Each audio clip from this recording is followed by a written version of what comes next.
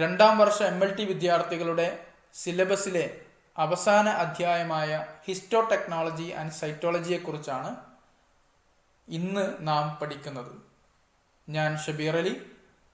എല്ലാവർക്കും VHSC ഈ വിദ്യാലയം ഓൺലൈൻ ക്ലാസ്സിലേക്ക് സ്വാഗതം. പ്രധാനപ്പെട്ട 3 പദങ്ങളെ പരിചയപ്പെട്ടുകൊണ്ട് ആരംഭിക്കാം. Histology, histopathology, histotechnology. Histology is the branch of science which deals with the gross and microscopic structure of normal tissue of the body. ശരീരത്തിലെ നോർമൽ ടിഷ്യൂവിൻ്റെ മൈക്രോസ്കോപ്പിക് ഗ്രോസ് സ്ട്രക്ചറിനെ കുറിച്ചുള്ള പഠനമാണ് histology. Histopatology is the science which deals with the study of diseases in the tissue sections. ടിഷ്യൂവിലുള്ള രോഗങ്ങളെക്കുറിച്ചുള്ള പഠനമാണ് histopathology. Histotechnology deals with the processing and preparation of tissue for microscopic examination. Microscopic പരിശോധനയ്ക്ക് വേണ്ടി ടിഷ്യൂവിനെ തയ്യാറാക്കുന്നതിൻ്റെയും process നടത്തുന്നതിൻ്റെയും പഠനമാണ് ഹിസ്റ്റോടെക്നോളജി. The aim of histological technique is to preserve microscopic anatomy of tissue, to make thin tissue sections 5 microns for staining, to observe stained tissue under microscope. Histological technique പ്രധാനമായും ലക്ഷ്യമിടുന്നത് ടിഷ്യൂവിൻ്റെ microscopic പരിശോധനയ്ക്കായി stain ചെയ്യുന്നതിന് വളരെ തിന്നായ 5 micron ഉള്ള tissue sections ടിഷ്യൂവിൻ്റെ അനാട്ടമിക്ക് ഭംഗം വരാതെ തയ്യാറാക്കലാണ്. Histopathological പരിശോധനയ്ക്ക് വേണ്ടി ടിഷ്യൂകൾ ലഭ്യമാകുന്നത് 2 പ്രോസസ്സ് വഴിയാണ്. ഒന്ന് biopsy.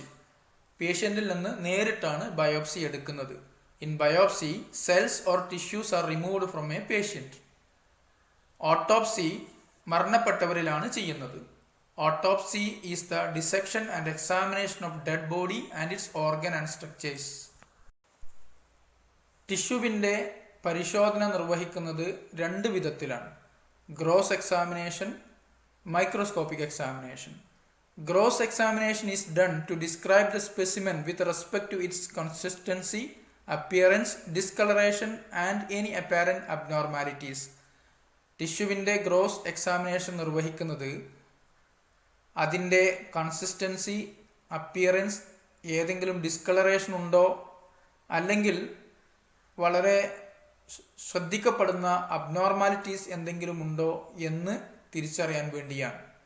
Microscopic examination can be examination of fresh specimens or examination of fixed specimens.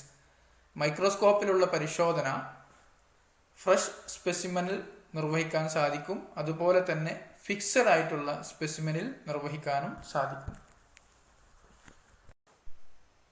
ഒരു ഹിസ്റ്റോപത്തോളജി ലബോറട്ടറിയിൽ ടിഷ്യൂ സ്പെസിമെൻ എത്തിയാൽ സ്വീകരിക്കുന്ന പ്രോട്ടോകോളുകൾ ഏതൊക്കെയാണെന്ന് നോക്കാം.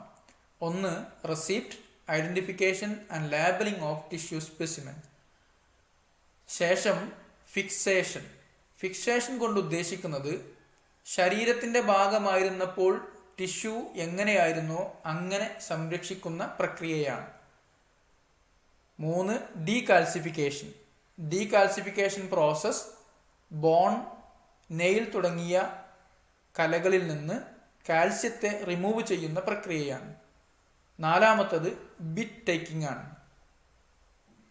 ഹിസ്റ്റോപത്തോളജിയിൽ പരിശോധനയ്ക്ക് യോജിച്ച രൂപത്തിൽ 4 മുതൽ 6 മില്ലിമീറ്റർ തിക്നെസ്സിൽ ബിറ്റായി സ്പെസിമനെ മുറിച്ചെടുക്കുന്ന പ്രക്രിയയാണ് ബിറ്റ് ടേക്കിംഗ്. 5. ഡീഹൈഡ്രേഷൻ. ഫിക്സേഷന് ശേഷം ടിഷ്യൂ സ്പെസിമെനിൽ നിന്ന് വാട്ടർ റിമൂവ് ചെയ്യുന്ന പ്രക്രിയയാണ് ഡീഹൈഡ്രേഷൻ. 6. ക്ലിയറിംഗ്.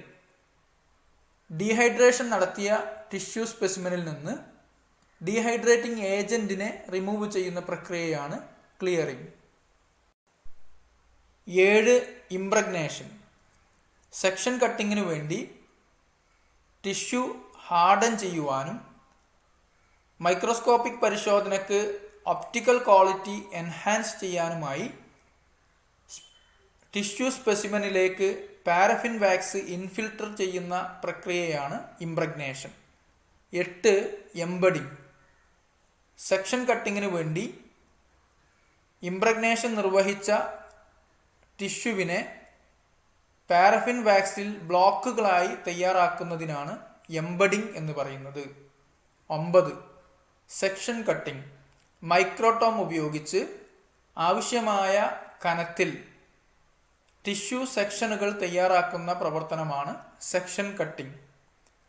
10 സ്റ്റെയിനിങ്. തയ്യാറാക്കിയ ടിഷ്യൂ സെക്ഷനുകളെ അമെറ്റോസിലിൻ ഇയോസിൻ സ്റ്റെയിൻ ഉപയോഗിച്ച് സ്റ്റെയിൻ ചെയ്യുന്ന പ്രവർത്തനമാണ് സ്റ്റെയിനിങ്. 11 മൗണ്ടിങ്. സ്റ്റെയിൻ ചെയ്ത ടിഷ്യൂ സെക്ഷൻസ് മൈക്രോസ്കോപ്പിക്ക് വേണ്ടി പെർമനൻ്റായി സംരക്ഷിക്കുന്ന പ്രവർത്തനമാണ് mounting. Fixation. Fixatives are used for fixation. ഫിക്സേഷന് ഫിക്സേറ്റീവ്സ് ആണ് ഉപയോഗിക്കുന്നത്. ടിഷ്യൂ സ്പെസിമെൻ്റെ 15-20 മടങ്ങ് വോളിയത്തിലാണ് ഫിക്സേറ്റീവ് ഉപയോഗിക്കുക. Usually 15 to 20 times more volume than the specimen is used. Commonly used fixative is 10% formalin. Properties of an ideal fixative. ഒരു ഐഡിയൽ ഫിക്സേറ്റീവിന് വേണ്ട ഗുണങ്ങൾ ഇവയാണ്. Prevents autolysis and bacterial decomposition. Bacteria മൂലമുണ്ടാകുന്ന ഓട്ടോലൈസിസും ഡീകമ്പോസിഷനെയും തടയുന്നു. Penetrate the tissue and cells rapidly and evenly. ടിഷ്യൂവിലേക്ക് വളരെ വേഗതയിലും ഈവണായും പെനിട്രേഷൻ നടത്തുന്നു. Preserve tissue in their natural state and fix all chemical components. ടിഷ്യൂവിനെ അതിൻ്റെ ശരിയായ രൂപത്തിൽ എല്ലാ രാസഘടനയോടും കൂടി സംരക്ഷിക്കുന്നു. Avoid excessive hardness of the tissue. Fixation പ്രക്രിയയിൽ ടിഷ്യൂവിൻ്റെ അമിതമായ കാഠിന്യം ഉണ്ടാവാതെ സൂക്ഷിക്കുന്നു. Allows enhanced staining of tissue. സ്റ്റെയിനിങ്ങിന് വേണ്ടി സ്റ്റെയിനിങ് പ്രോപ്പർട്ടി എൻഹാൻസ് ചെയ്യാൻ അനുവദിക്കുന്നു. Should be non toxic and non allergic. ഉപയോഗിക്കുന്ന ഫിക്സേറ്റീവ് നോൺ ടോക്സിക് ആണ്, അതുപോലെ നോൺ അലർജിക് ആയിരിക്കുകയും വേണം. ഫിക്സഡ് ടിഷ്യൂവിൻ്റെ പ്രോസസ്സിംഗ് സ്റ്റെപ്പുകളാണ് ഇനി പറയുന്നത്. Processing of fixed tissue. Dehydration, clearing, impregnation, embedding. ഈ 4 സ്റ്റെപ്പുകളും എന്താണെന്ന് നേരത്തെ വിവരിക്കുകയുണ്ടായി. ഡീഹൈഡ്രേഷന് വേണ്ടി ഉപയോഗിക്കുന്നത് ഇൻക്രീസിങ് സ്ട്രെങ്ത് ഓഫ് ആൽക്കഹോൾസ് ആണ്. Isopropyl alcohol, ethyl alcohol, acetone എന്നിവ ഉപയോഗിക്കാറുണ്ട്. ക്ലിയറിങ്ങിന് വേണ്ടി ഉപയോഗിക്കുന്നത് സെഡാർ വുഡ് ഓയിലാണ്. അതുപോലെ ക്ലോറോഫോം, സൈലീൻ എന്നിവയും ഉപയോഗിക്കുന്നു. ഇംപ്രഗ്നേഷൻ നടത്തുന്നത് പാരഫിൻ വാക്സിലാണ്. വാട്ടർ സോളബിൾ വാക്സും പാരാപ്ലാസ്റ്റും ജലാറ്റിനുമൊക്കെ ഉപയോഗിക്കാം. എംബഡിങ് നടത്തുന്നത് പാരഫിൻ വാക്സിൽ തന്നെയാണ്. ഇതിനായി എൽ ഷേപ്പിലുള്ള ലൂക്കാർഡ്സ് മോൾഡ്സ് അവൈലബിൾ ആണ്. കൂടാതെ പ്രത്യേകം ഡിസൈൻ ചെയ്ത മോൾഡുകൾ ഇപ്പോൾ ലഭ്യമാണ്. ടിഷ്യൂ പ്രോസസ്സിംഗ് മെക്കാനിക്കലായും നിർവഹിക്കാൻ സാധിക്കും. ഓട്ടോമാറ്റഡ് ടിഷ്യൂ പ്രോസസ്സറാണ് അതിനുവേണ്ടി ഉപയോഗിക്കുന്നത്. ഒരു ഓട്ടോമാറ്റഡ് ടിഷ്യൂ പ്രോസസ്സറിൻ്റെ ചിത്രമാണ് ഇവിടെ കൊടുത്തിട്ടുള്ളത്. ഹിസ്റ്റോകൈനറ്റ് എന്നും അതറിയപ്പെടുന്നു. ഇനിയുള്ളത് മൈക്രോട്ടമി, സെക്ഷൻ കട്ടിംഗ് ആണ്. എംബഡിങ് ചെയ്ത ടിഷ്യൂ ബ്ലോക്സ് മൈക്രോടോമിൽ വെച്ച് വളരെ യൂണിഫോമായ തിന്നായ സെക്ഷൻസ് കട്ട് ചെയ്തെടുക്കുകയാണ് മൈക്രോടോമി ഉദ്ദേശിക്കുന്നത്. മൈക്രോടോംസ് ആണ് ഇതിനു വേണ്ടി ഉപയോഗിക്കുന്ന ഉപകരണം. Microtomes are mechanical devices for cutting uniform sections of tissues. പലതരത്തിലുള്ള മൈക്രോടോമുകൾ ലഭ്യമാണ്. Sliding microtome, rocking microtome, sledge microtome, rotary microtome, freezing microtome. Rotary microtome ആണ് ഏറ്റവും സാധാരണയായി ഉപയോഗിക്കുന്നത്. മൈക്രോടോമിൽ കട്ട് ചെയ്തെടുത്ത ടിഷ്യൂ സെക്ഷൻസ് ഗ്ലാസ് സ്ലൈഡിലേക്ക് ശേഖരിക്കുന്നത് ടിഷ്യൂ ഫ്ലോട്ടേഷൻ ബാത്തിൽ വെച്ചാണ്. ചുളിവുകളില്ലാതെ ഗ്ലാസ് സ്ലൈഡിലേക്ക് ടിഷ്യൂ സെക്ഷനുകളെ ശേഖരിക്കുന്നതിന് വേണ്ടിയാണ് ഇങ്ങനെ ചെയ്യുന്നത്.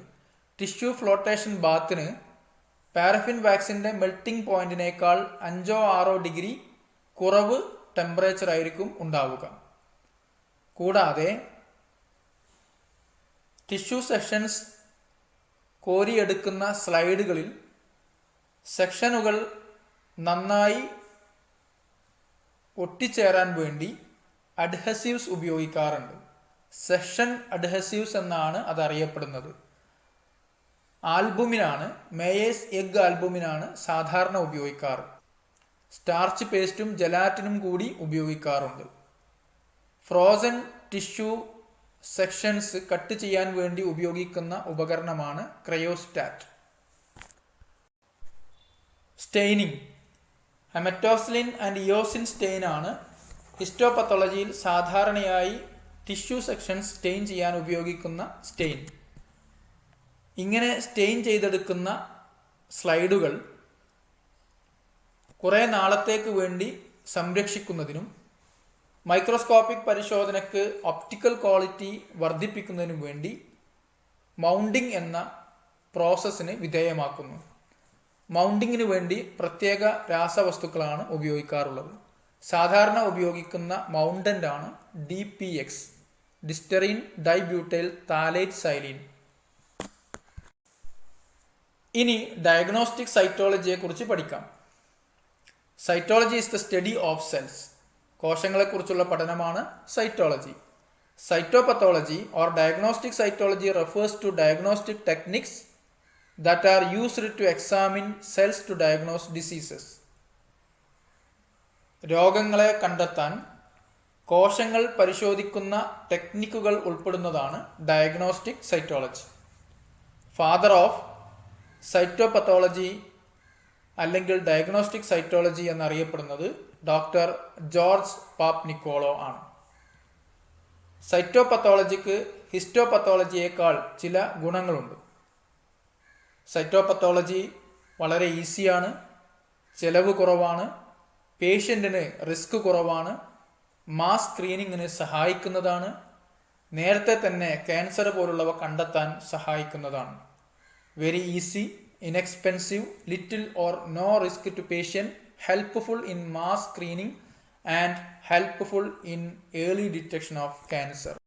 Different branches of cytopathology: exfoliative cytology, abrasive cytology, fine needle aspiration cytology അഥവാ FNAC.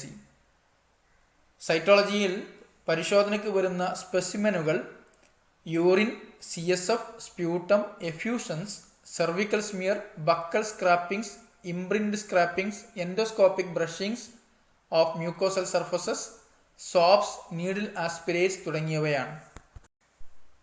Smear preparation. സൈറ്റോളജിക്കൽ പരിശോധനയ്ക്ക് വേണ്ടി ഫ്രഷ് സാമ്പിളിൽ നിന്നാണ് സ്മിയർ പ്രിപ്പയർ ചെയ്യുന്നത്. ഉടനെ തന്നെ അത് ഫിക്സ് ചെയ്യുകയും വേണം. ഫ്ലൂയിഡ് സ്പെസിമെൻ ആണെങ്കിൽ സെൻട്രിഫ്യൂജ് ചെയ്ത് സെഡിമെൻ്റ് ആണ് സ്മിയർ ഉണ്ടാക്കാൻ ഉപയോഗിക്കുന്നത്. സൈറ്റോളജി ലബോറട്ടറിയിൽ ഉപയോഗിക്കുന്ന ഫിക്സേറ്റീവ്സ് ആണ് cytological fixatives. Classic cytological fixative is ether ethyl alcohol mixture. അതുപോലെ Carnoy's fluid, 95% ethyl alcohol, isopropyl alcohols are other fixatives. Staining techniques. സൈറ്റോളജിയിലെ സ്റ്റെയിനിങ് ടെക്നിക്സ് പ്രധാനമായും രണ്ടെണ്ണമാണ്: പാപ്നിക്കോളോ സ്റ്റെയിനിങ്, ഷോർ സ്റ്റെയിനിങ്. ഏറ്റവും സാധാരണയായി ഉപയോഗിക്കുന്ന സ്റ്റെയിനാണ് Papanicolaou stain. Shorr stain hormonal status അസസ്മെൻറ്റിനും Barr body ഡെമോൺസ്ട്രേഷനും വേണ്ടി ഉപയോഗിക്കുന്നു. ഡയഗ്നോസ്റ്റിക് സൈറ്റോളജിയുടെ ആപ്ലിക്കേഷൻസ് ഇവയാണ്: 1. Diagnosis of cancer, 2. Assessment of hormonal status, 3. Diagnosis of infections, 4. Sex determination അതായത് ഡെമോൺസ്ട്രേഷൻ ഓഫ് ബാർബോഡി. VHSC 2ാം വർഷ MLT ക്ലാസുകൾ ഇവിടെ അവസാനിക്കുകയാണ്. എൻ്റെ ശബ്ദം നിങ്ങൾ ശ്രവിച്ചു, വീഡിയോകൾ കണ്ടു. ഒരുപാട് പേർ ഈ ഉദ്യമത്തിൽ പങ്കാളികളാണ്. എൻ്റെ സഹാധ്യാപകർ, VHSC, CGCC സ്റ്റേറ്റ് സെൽ മേലാധികാരികൾ എല്ലാവരെയും നന്ദിപൂർവ്വം ഓർക്കുന്നു. എല്ലാ വീഡിയോകളും എൻ്റെ കൂട്ടുകാർ ശ്രദ്ധയോടുകൂടി കേൾക്കുക. MLT പരീക്ഷ വളരെ എളുപ്പമാകാൻ വീഡിയോകൾ സഹായിക്കും, അത് തീർച്ചയാണ്. വിജയാശംസകളോടെ നിങ്ങളുടെ ഷബീർ അലി.